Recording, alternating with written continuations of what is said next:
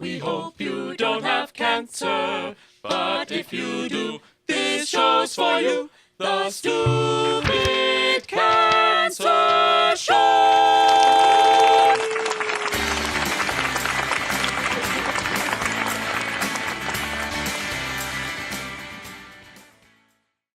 Hey guys, Matt Zachary here, CEO of Stupid Cancer, founder and CEO of Stupid Cancer. How do I forget my name? Hey, hi there. Welcome to another exciting episode of the Stupid Cancer Show. We're here today with Lauren Chiarello, founder and chief Lauren officer of Chi Chi Life, young adult survivor diagnosed with Hodgkin's lymphoma at 23. Fabulous relapse 9 years ago, coming up on her 10-year cancer-free versary. That rhymed. Yeah. Welcome. Thank you. How are you? I'm good. Enjoying the sunshine on this day, so feeling really good. That's awesome. That's awesome. Yeah. I always like to ask the question, what were you doing before cancer? Because we forget that we had like this life, this universe. You were what? Female? Living? Yes. Yes. Doing stuff? Yes. So I was just out of college. So about a year and a half after college, I had severely itchy skin. And that's really what sort of started the process Wait, were you on track to actually do something after college? Like most people? I was. So I actually was an accounting major. So what dream was crushed, basically? You know what? I actually feel like a dream was created, to be really honest. I see what you did there. Okay. Yeah, I really do. I would not be where I was had I not been through the experience that I went through. So I think, looking back, it's I actually still do similar work to what I was doing before cancer and now, but adding on. So the early stuff with itchy stuff, and what did you like? Oh, it's just I'll put some Noxema on it. That's the wrong stuff. Whatever. Aveeno. Right, Aveeno. Not a sponsor, Aveeno, but still. Exactly. So I landed in a dermatologist office, and that's really what started the journey of like, why are my legs itching, my belly? And there was no rash. So it was really strange.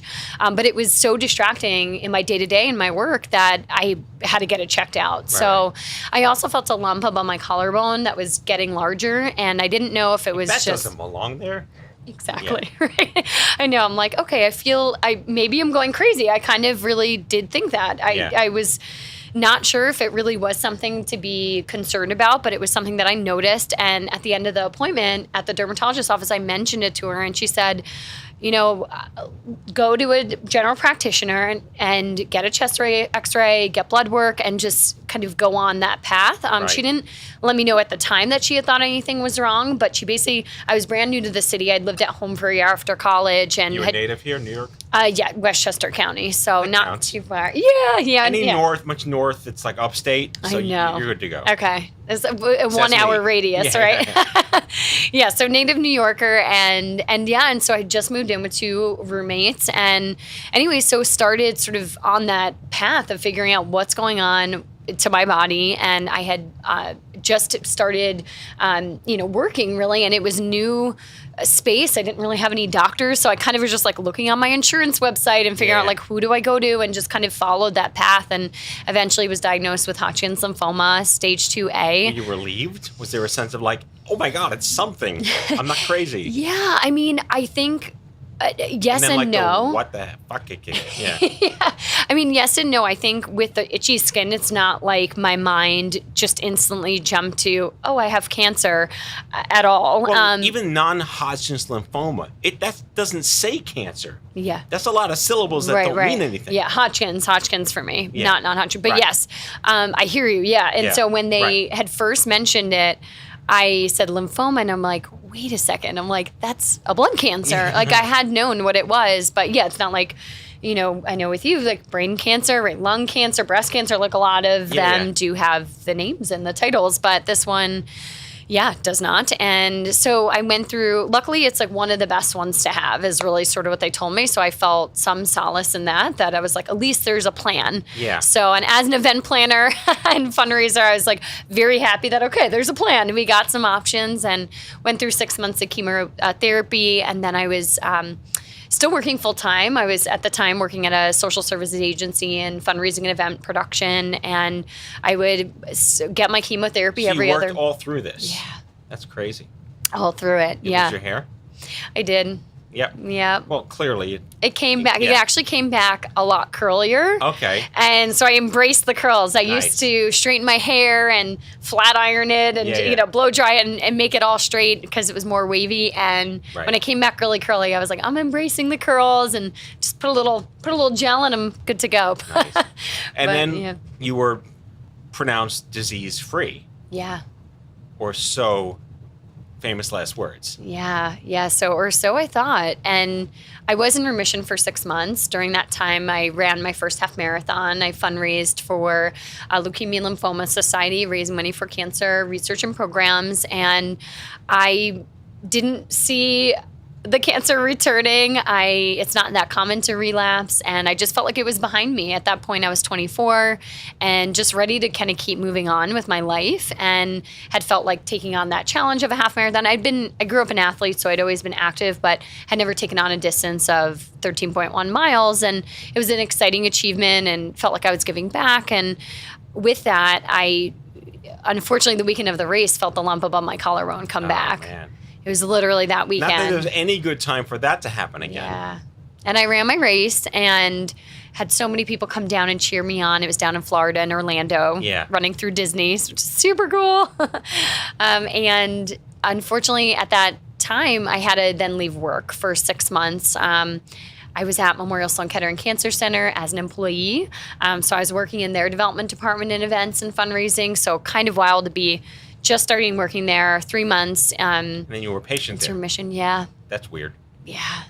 So luckily I was at a place that understood what it was like, and what all the layers that go into additional treatment. They had a young adult program. They do. Sort of back then, didn't they? They do, yeah. So they have a program for, it's called Resources for Life After Cancer. Yeah. So they do have some support groups and some workshops and kind of informational programs that they offer and social services, all sorts of kind of support. Integrative medicine is really amazing, offering bedside, touch therapy and music therapy and yoga, things like that. Did you meet other young adults the first or second time?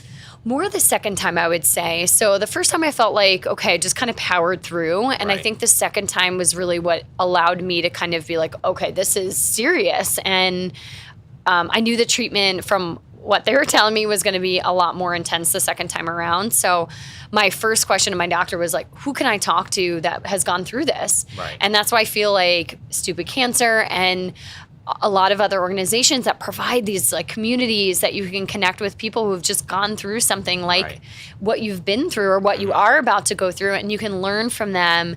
I just think it allows us to feel less alone and supported, and it's quite scary going through something like this, as you know. The question I always ask is about fertility. Yeah.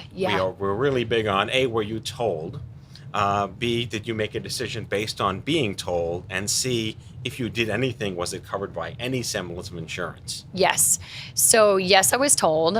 For the first round, they said you'll pretty much be fine. So no worries about fertility preservation, like freezing your eggs.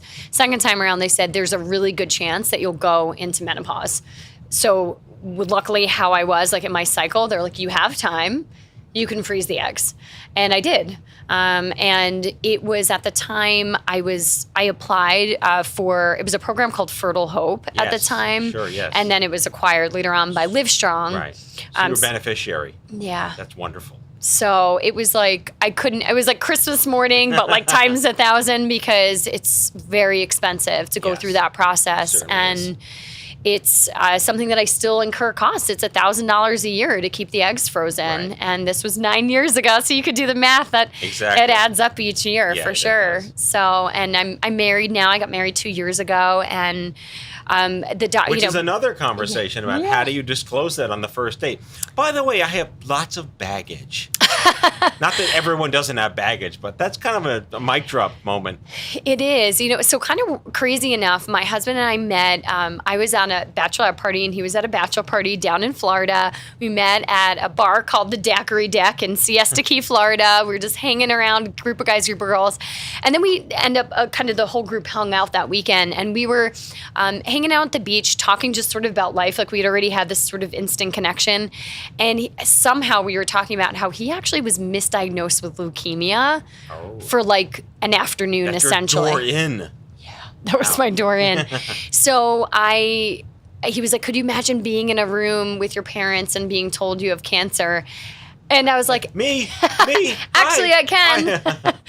And so that was how I shared it with him. Smooth. So, and we actually didn't end up like reconnecting and dating until about a year later. So it was something that I never it was never like hanging over me. Yeah. And it is something in general that I've been like quite open about, but I never really, to be honest, like I actually met my boyfriend after my treatment. He was an employee at Sloan Kettering. So he had noticed, he started working while I was gone, and then I was back, but like basically bald. So he was like, where did you come from? Like, you're back and you're sort of bald. And so that also kind of was disclosed quite quickly, and we really were friends first before we started dating. So anyway, there was never really the string of dating of like, okay, here I am on this like kind of tough first date. Like, when do I disclose it? So I never really experienced that too much. So what is that scar? Yeah. Exactly. Yeah. Right. Weird. Nothing awkward about that. Yeah. No, totally smooth. Right. Wait. So we like success stories. We like kind of like good endings in a world where there's so much challenge to finding happiness in disease. You went ahead and did something that I find